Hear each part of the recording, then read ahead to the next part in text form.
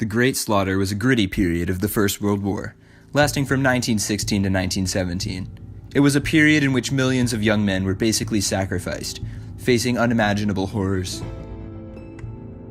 Could you describe the Great Slaughter? Following a strategic artillery barrage to flatten the enemy's barbed wire, these young men would climb out of trenches only to be put at a disadvantage, as they only wielded fixed bayonets, and then annihilated by machine guns and heavy artillery on the opposing side. The men were deployed in this manner so that they may find a breakthrough. However, these attacks barely worked due to said disadvantages. Thank you. Within this period were two significant battles, the Battle of Verdun and the Battle of the Somme. The Battle of Verdun began on the 21st of February and lasted 10 long months, ending on the 18th of December of 1916, making it the longest battle on the Western Front of the First World War. The battle was fought between Germany and France, eventually yielding a French victory. Action commenced following a shot from a German long-distance naval gun, which just so happened to explode in Bishop's Palace in Verdun, knocking the corner off the cathedral. In this battle, hundreds of thousands of men would fight and die for a rather tiny piece of land. Erich von Falkenhayn, the German army chief of staff, had decided that Germany's arch-enemy was Britain and not France. Therefore, to get to Britain, they must defeat France. Falkenhayn is recorded to have said, "No line is to remain unbombarded, no possibilities of supply unmolested, nowhere should the enemy feel himself safe." This statement reveals the true unbridled nature of the battle. The Germans fired 1 million shells during the battle, and the explosions could be heard from miles away. They even deployed 168 aircrafts in the largest aerial net ever and used 96 flamethrowers to take 3,000. Eventually, this battle became a war of motion, abandoning its trenches and machine gun turrets and utilizing a large quantity of 12,000 supply trucks that drove on what is called the Sacred Road.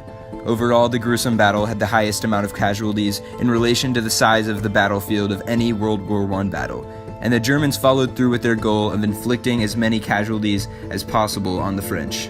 4 months into the Battle of Verdun, the Battle of the Somme began. The battle was fought between the Germans and the British Empire with their many allies. How did the Battle of the Somme begin? Well, the British initiated this battle in order to relieve the ongoing pressure from the French. As the Germans began moving troops and artillery to the Somme, an Allied artillery barrage awaited their arrival. Thank you, Ben. You're welcome. The action began on July 1st, 1916, and 250,000 shells were fired in 1 hour, audible north of London. Despite having less troops, the Germans' defense system remained intact, and the opposite artillery failed to cut the barbed wire. The British Empire infantry had to bunch together to withstand the many German machine gun nests. The British were also greatly inhibited by their 60-pound backpacks, restricting their movement. The British ended up taking over 57,000 casualties that one day. On the same day, 2 German villages, Mametz and Montauban, were captured by the British. The British attack caused Germans to transfer 2 divisions and 60 heavy guns up from Verdun. France, a British ally, had more successful attacks led by General Émile Fayolle, as they were more prepared with a larger amount of heavy guns. The French were able to take the villages of Frise, Dampierre, Becancourt, Fay, Herbecourt, and Assevière, only to notice that the British were struggling and lagging behind. So they waited. The proper identification for the hundreds of thousands of bodies would be impossible because the artillery tore them up. The war decelerated into a day-to-day fight for small woods and villages, and the Germans continued to push back. The British continued to push, and eventually captured such cities as Beaumont, Hamel, Beaucourt, and Saint-Pierre-de-Vannes. The final action of this battle occurred on the Anker River in the mud and snow, as winter had arrived. The Allied forces won this action and the whole battle. Verdun was still going on, and late in Verdun, the French had launched a counteroffensive. On December 15th, the French, using a double creeping barrage as well as shrapnel from field guns, had shattered the German front line. Before they knew it, the French had recaptured territories and taken several thousand German prisoners.